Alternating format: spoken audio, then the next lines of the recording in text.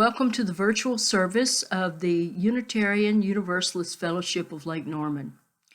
Our fellowship walks diverse paths to find meaning and purpose, but we are all united in our belief in the inherent worth and dignity of all people, and the obligation to express our faith through acts of justice and compassion. All are welcome here, regardless of race, gender, sexual orientation, ability, or economic status.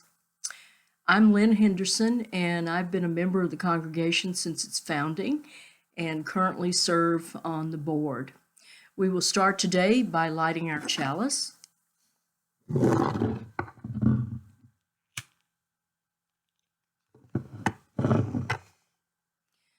We light this chalice to illuminate the world that we seek. In our search for truth, may we be just. In our search for justice, may we be loving. And in loving, may we find peace.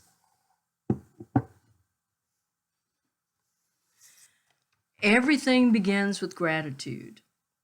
Gratitude is attitude. We've all heard that. And today we will explore the fact that ancient forms of gratitude and praise can come together today as medicine for our times. Our speaker today is Gary Phillips. He is a former minister of a UU church in Chapel Hill. He now lives in Pittsburgh.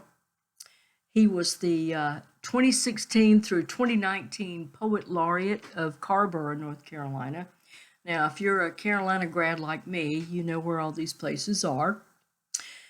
He's a writer, a naturalist, and entrepreneur. He lives currently with his wife in a rammed earth house. Gary reads poetry and anthropological science fiction. He also studies amphibian activities on full moon nights. He was also once the chair of the Chatham County Board of Commissioners. So, Gary says he is a child of Appalachia. And if you say Appalachia, we know you're not from around here. He's a singer and a storyteller. Gary notes that he knows his grandmothers, which is his way of saying that he follows an indigenous way of wisdom and responsibility. Please let's welcome Gary Phillips. Good morning. Lake Norman UU. Welcome to my house. I'm Gary Phillips, and I'm your speaker for the morning. Very glad to be here with you all. I grew up in Green Creek, North Carolina, which is just, hour and a half west of where your congregation is. And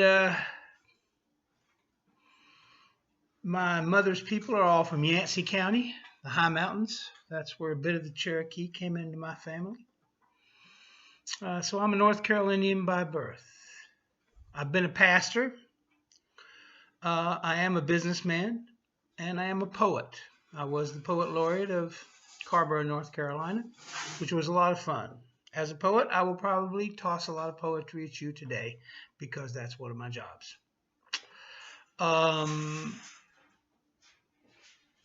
Here's one way of introducing myself. A series of questions that I answered to an interviewer. It's called Accidental Poem. Motivated by moonlight, the soft call of the morning dove, poetry, courage, and abiding love. 2. I try to be an honest witness to my times, to live in a sacred manner, to love well and long, to be true and work my way to usefulness. 3. I knew one afternoon in the Blue Ridge that nature is alive. I was 5. So, now I'm going to put on my sacred jewelry for the day. I like to have, I'm very interested in objects, and I love the symbology of objects. Here is a green man represented as part of cultures in every continent of the world, even Antarctica. The protector, the male active spirit in a feminine universe. Here is my medicine bag. Really love my medicine bag. And in this is a little bit of tobacco, organic, that a friend of mine grows.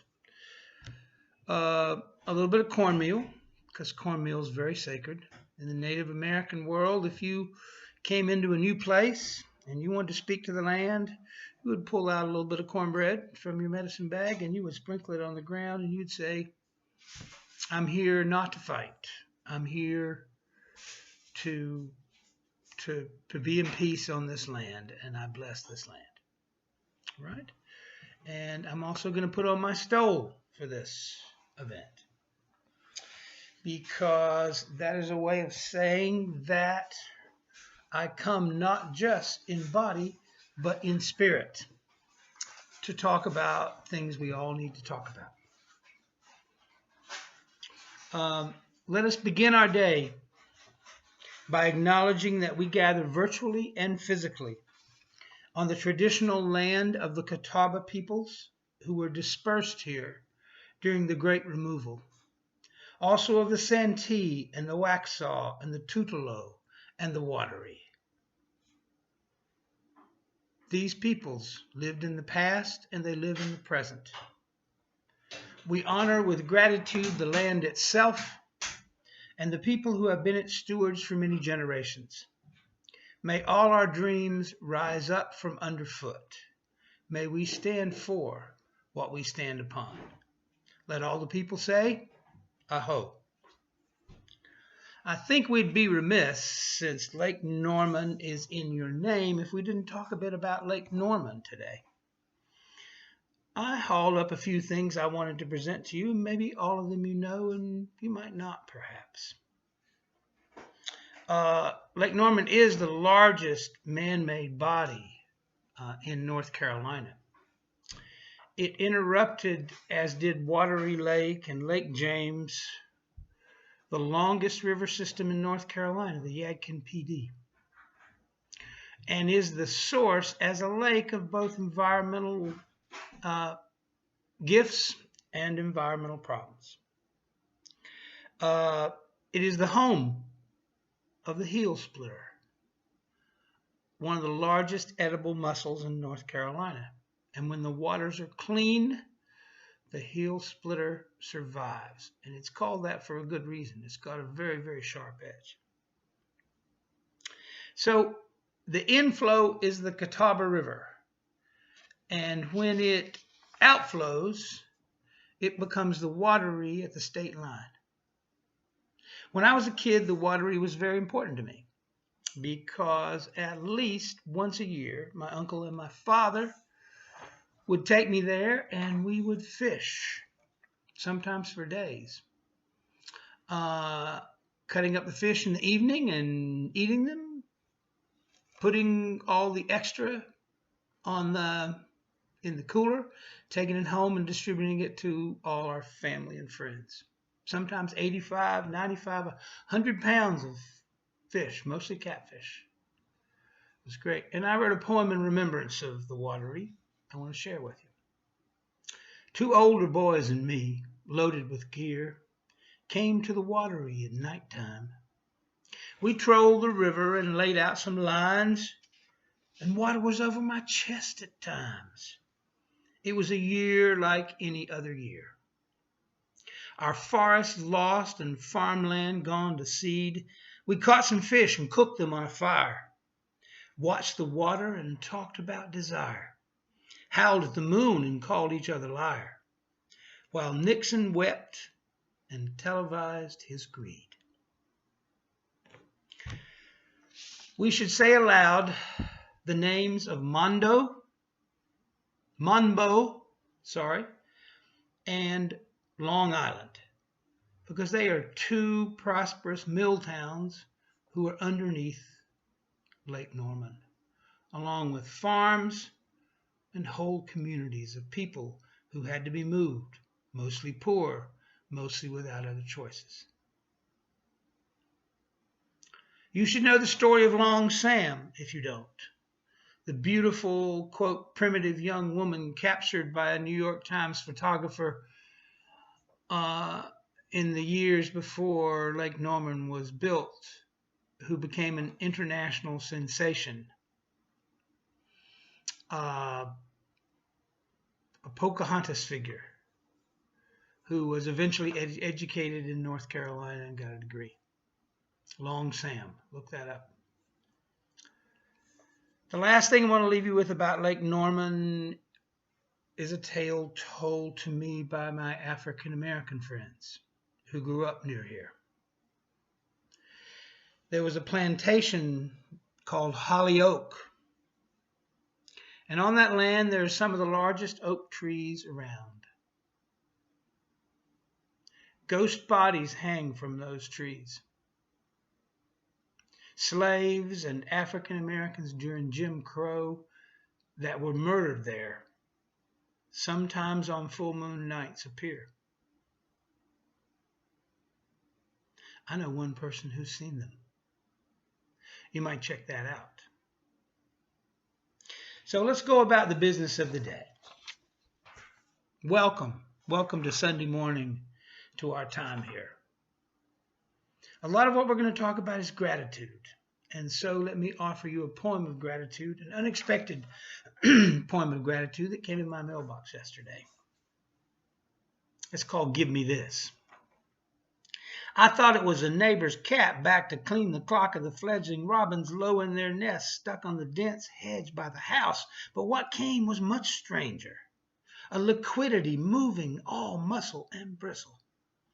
A groundhog, slippery and wattle, thieving my tomatoes still green in the morning shade. I watched her munch and stand on her haunches, taking such pleasure in each watery bite. Why am I not allowed delight?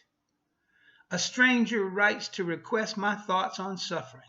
Barbed wire pulled out of the mouth as if demanding that I kneel to the trap of coil spikes used in warfare and fencing. Instead, I watch the groundhog closer, and a sound escapes me, a small spasm of joy I did not imagine when I awoke. She is a funny creature in earnest, and she is doing what she can to survive. That is Ada Limon, Limon. Keep her in mind. She's one of my favorite poets. Two things there. We are all funny creatures and earnest, and we are doing what we can to survive. Honor the nature around you that shares everything with us. I want to speak just for a minute about what's happening in this season. If you're looking at the sky at night, you're seeing Mars in its brightest incarnation. We just passed the fall harvest moon. This is called, in my neighborhood, the season of dispersal, because beavers and screech owls and woodpeckers are all thrusting their children out into the wild, and the children are arguing back. Sometimes this takes days. Sometimes with screech owls it takes weeks, and it's a really interesting conversation. We have just passed the fall equinox, and the question from the equinox is, what do you want to harvest into your life in this season of harvest as we move from the light to the darkness?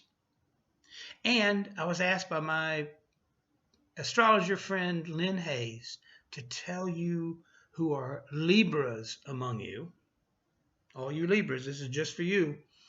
This is your year to co-create with the divine. And keep in special mind October 19th, when the new moon comes into your sign. That's a time for you to think deeply and to emerge through the darkness and into the light. Okay, I want to spend the rest of the time that we have talking about gratitude. And one of the tools I want to use to talk about gratitude is called the Ark of Ceremony, developed by my mentor, Joanna Macy. If you don't know Joanna Macy and you do like spiritual writings, by all means, this is somebody. She's considered a preeminent spiritual ecologist. She wrote The Great Turning, The Work That Connects. But she defines, and this process of defining what I'm about to talk about can take minutes, which I'm going to take today. It can take hours, it can take days. She offers 3-day and 7-day seminars, and to be in her presence is really a wonder. And this is a way of thinking about our part in the universe, in our world, which I know because I troll your pages on social media and the internet, that our obligation to the world is one of your important duties and thoughts. Thank goodness for the UUs. So everything begins with gratitude. She says in the Ark of Ceremony there are 4 pieces. The first piece is gratitude. The second piece is acknowledging our pain in the world. The third piece is being willing to see the world with new eyes. And the fourth piece is our commissioning ourselves into our work within the world. So I'll talk about each of those.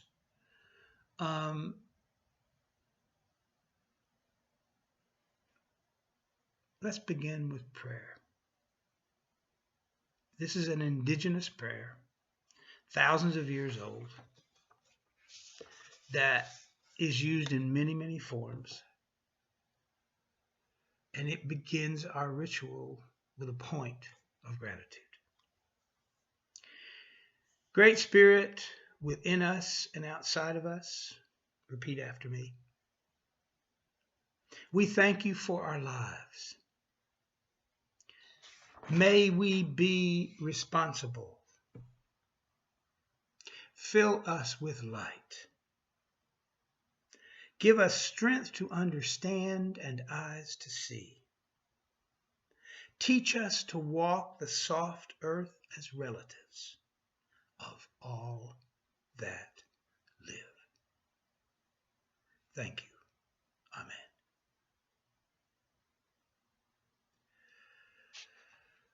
So, gratitude is a mystery, and gratitude is our medicine. Sometimes it is hard medicine, but it is important medicine. Now let's talk about something even harder, especially in these times, especially after the debate of this week, especially after the abuses of the federal government and its attack upon nature, and attack upon culture, and attack upon diversity. And that is acknowledging fully our pain at the condition of the world. Please say that with me. Acknowledging fully our feelings and the pain we have about the condition of the world. Joanna Macy's message is that we cannot go far until we go deep. We have to feel the pain of this moment. We can't anesthetize ourselves against that pain. We have to experience it. We have to live into it. The great extinction, climate change, inequities around the world and in your community and within walking distance of your house. We have to live into that. We have to feel that. It has to be a part of our lives in order for us to be useful. I can't emphasize that more deeply. So allow yourselves that. The next arc in this wheel is open up to new ways of seeing. And I'm going to harp on something I always do. I want to offer you a resource that you may not listen to. That resource is the writings of people of color. I am so fond of a movement in American writing called Afrofuturism, which means, oops, I am so sorry, which means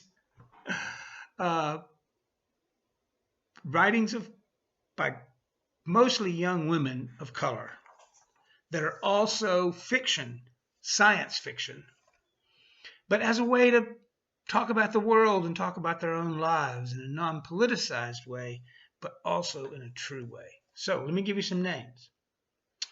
M.K. Jemisin, Nnedi Okorafor, Helen Oyeyemi, the mother of Afrofuturism, Octavia Butler. If you're interested in Native American typologies, think about Rebecca Roanhorse and Darcy Littlebear, young women who are using Native American stories and spiritual encounters to animate the world. Plus, they're a lot of fun to listen to, a lot of fun to read.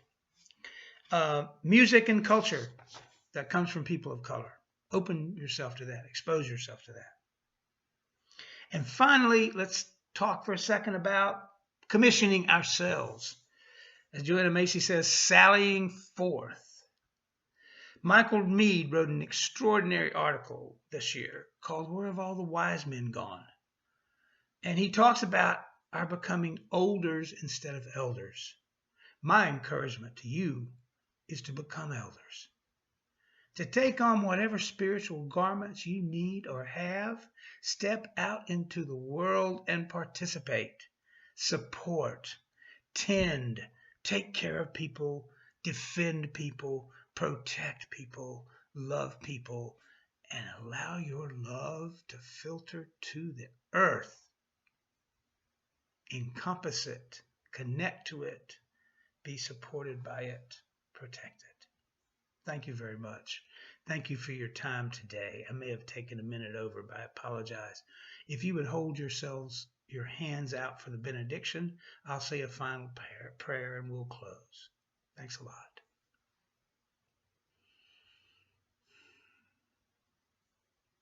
May you be clear as water, light as air, solid as earth, and animated by fire. May the spirit outside of you be also within you. May you care for each other and create deep peace. Amen. Thank you very much. Have a good day, and I'll see you on Zoom at 11.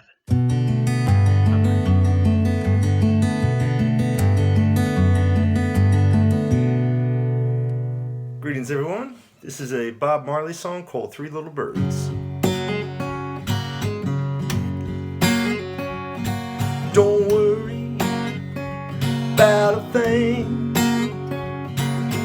Every little thing gonna be alright. Don't worry about a thing.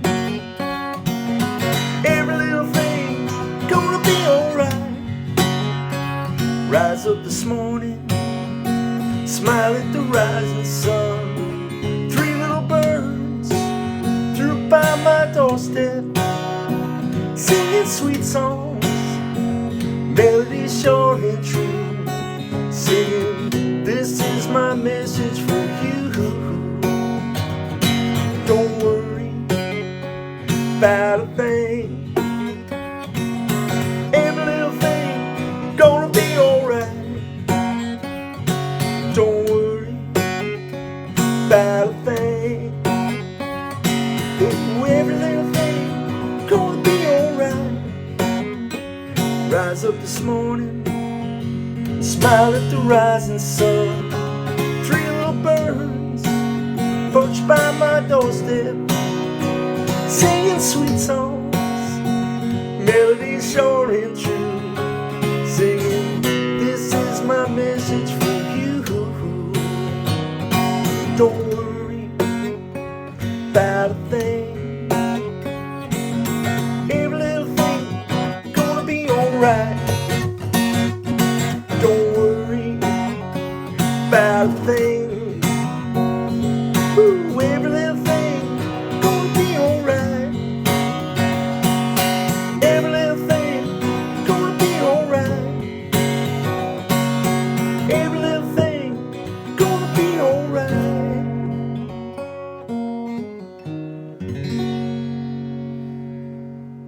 Take care, stay well.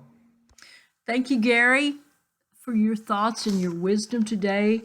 And we're also always grateful for the music of Micah Lickey. Now, members, if you are watching on Sunday, October 4th, before 10 a.m., before 11 a.m., you will have an opportunity to join us in a Zoom call with Gary to talk about his message today and reflect on what we have heard. We want everyone to take advantage of this. And members, please continue to send in your pledges. You will see your link at the bottom of the page, and you'll find it in your newsletter. And if you've just discovered us today, we're grateful that you're here. If you would like to learn more about our congregation or to get in touch with us, please contact our membership chair, whose name and contact information will appear at the bottom of your screen. And members, again, I urge you to stay in touch, keep reaching out to each other virtually until we can come together again in person in our congregation. I extinguish the chalice. Let us go now in peace to live our lives with integrity. Blessed be.